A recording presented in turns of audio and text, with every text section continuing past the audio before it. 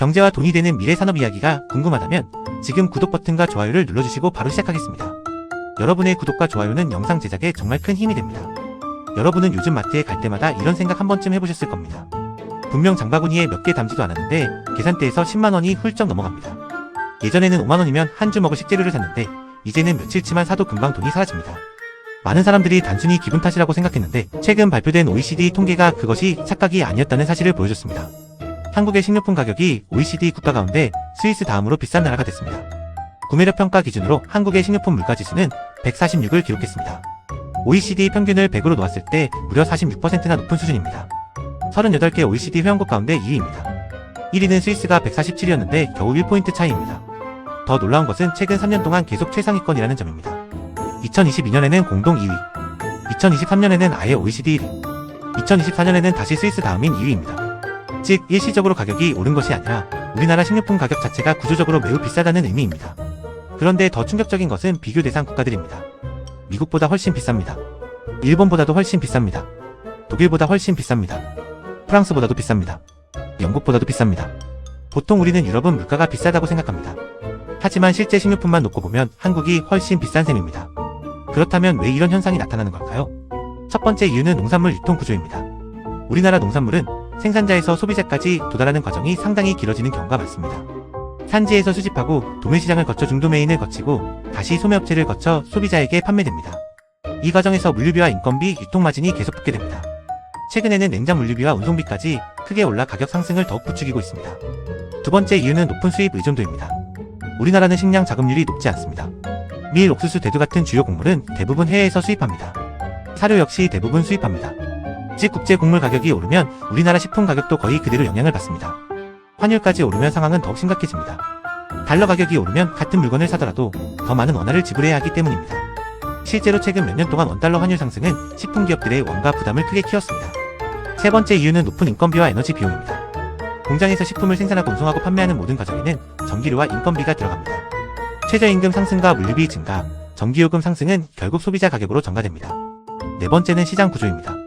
국내 식품 시장은 대형 브랜드들의 점유율이 매우 높습니다. 대형마트와 대형 식품기업 중심의 구조에서는 가격 경쟁이 충분히 일어나지 않는 경우도 있습니다.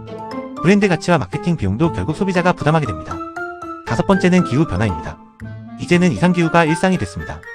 폭우와 폭염, 가뭄이 반복되면서 농산물 생산량이 줄고 있습니다. 공급이 줄면 가격은 자연스럽게 오르게 됩니다. 과일 가격이 폭등하는 이유도 바로 여기에 있습니다. 그런데 재미있는 사실이 하나 있습니다. 전체 물가는 OECD 평균보다 낮다는 것입니다. 한국의 전체 소비물가 지수는 78로 OECD 평균보다 낮았습니다. 이 말은 집세나 교통비, 일부 서비스 비용은 다른 나라보다 저렴하지만 먹는 것만 유독 비싸다는 뜻입니다. 왜 이런 현상이 생길까요? 우리나라는 상대적으로 공공요금이나 일부 서비스는 정부 정책의 영향을 받습니다. 주거 형태도 전세제도 등 다른 나라와 차이가 있습니다.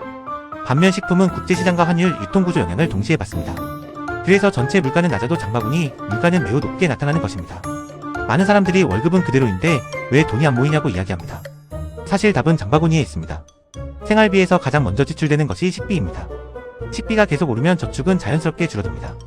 저축이 줄어들면 투자도 줄어듭니다. 투자가 줄어들면 자산을 늘릴 기회도 줄어듭니다. 결국 식료품 물가 상승은 단순히 밥값이 비싸졌다는 문제가 아니라 국민의 자산 형성과 소비 여력을 동시에 약화시키는 문제인 것입니다. 실제로 소비자들의 소비 패턴도 크게 변하고 있습니다. 예전에는 대형마트에서 한 번에 장을 봤다면 이제는 할인 행사만 기다립니다. 온라인 최저가를 검색합니다. 창고형 할인마트를 이용합니다. 식재료를 공동 구매하기도 합니다. 대용량 제품을 사서 냉동 보관하기도 합니다. 외식을 줄이고 집밥을 선택하는 가정도 늘어나고 있습니다. 이처럼 소비자들의 행동이 바뀌고 있다는 것은 물가 부담이 그만큼 커졌다는 의미입니다. 식품 기업들도 고민이 많습니다. 가격을 올리면 소비가 줄어듭니다. 가격을 유지하면 원가 부담 때문에 수익성이 악화됩니다. 그래서 최근에는 가격을 유지하는 대신 용량을 줄이는 이른바 슈링크플레이션도 자주 나타나고 있습니다. 소비자는 같은 돈을 내지만 실제로 받는 양은 줄어드는 것입니다. 그렇다면 앞으로 식료품 가격은 내려갈까요? 단기간에는 쉽지 않을 가능성이 큽니다. 국제 곡물 가격은 여전히 변동성이 큽니다. 중동과 우크라이나 등 지정학적 리스크도 여전히 존재합니다. 기후변화도 계속되고 있습니다. 환율 역시 쉽게 안정된다고 장담하기 어렵습니다. 결국 식품 가격은 일정 수준 높은 상태가 당분간 이어질 가능성이 있습니다. 다만 긍정적인 부분도 있습니다. 정부가 유통구조를 개선하고 수입선을 다양화하며 물류 효율을 높인다면 일부 품목은 가격 안정 효과를 기대할 수 있습니다. 농업의 스마트팜 확대와 자동화 기술이 발전하면 장기적으로 생산성 향상도 가능합니다. AI를 활용한 농업 기술과 로봇 자동화, 정밀 농업은 앞으로 식품 가격을 안정시키는 중요한 산업이 될 가능성이 있습니다. 이 부분은 투자자들도 관심 있게 볼 필요가 있습니다. 결국 미래에는 단순히 식품회사가 아니라 스마트 농업 기업과 농업용 AI, 농업용 로봇, 자동화 설비 기업들이 새로운 성장 산업으로 떠오를 수도 있습니다. 여기서 한 가지 더 생각해볼 부분이 있습니다. 우리나라의 소득 수준은 이미 선진국입니다. 하지만 생활에서 가장 자주 체감하는 식비 부담은 세계 최고 수준입니다. 이런 구조가 계속된다면 국민들의 소비는 더욱 위축될 수 있습니다. 소비가 줄어들면 기업들의 매출이 감소합니다. 기업의 투자가 줄어듭니다. 고용이 둔화됩니다. 결국 경제 성장에도 부정적인 영향을 줄 수 있습니다. 그래서 식료품 가격 문제는 단순한 생활 문제가 아니라 우리 경제 전체의 경쟁력과도 연결되는 중요한 이슈입니다. 여기까지 보셨다면 지금 구독과 좋아요 한번 부탁드립니다. 여러분의 작은 클릭 하나가 더 빠르고 정확한 경제 분석 영상을 만드는 가장 큰 힘이 됩니다. 앞으로 투자자들은 무엇을 봐야 할까요? 첫째는 환율입니다. 환율이 안정되면 수입 원가 부담이 줄어듭니다. 둘째는 국제 곡물 가격입니다. 곡물 가격이 안정되면 식품 가격도 시간이 지나면서 영향을 받을 수 있습니다. 셋째는 정부의 물가 대책입니다. 유통구조 개선과 수입 확대 정책이 실제 효과를 낼 수 있는지 확인해야 합니다. 넷째는 스마트 농업과 식품 자동화 산업입니다. 장기적으로는 이 분야가 가장 큰 수혜를 받을 가능성도 있습니다. 결국 이번 OECD 발표는 단순히 한국 물가가 비싸다는 뉴스가 아닙니다. 우리가 매일 느끼던 장바구니 부담이 숫자로 증명된 사건입니다.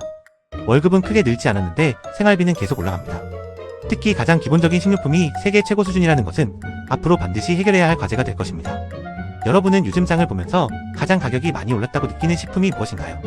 댓글로 여러분의 생각도 함께 남겨주시기 바랍니다.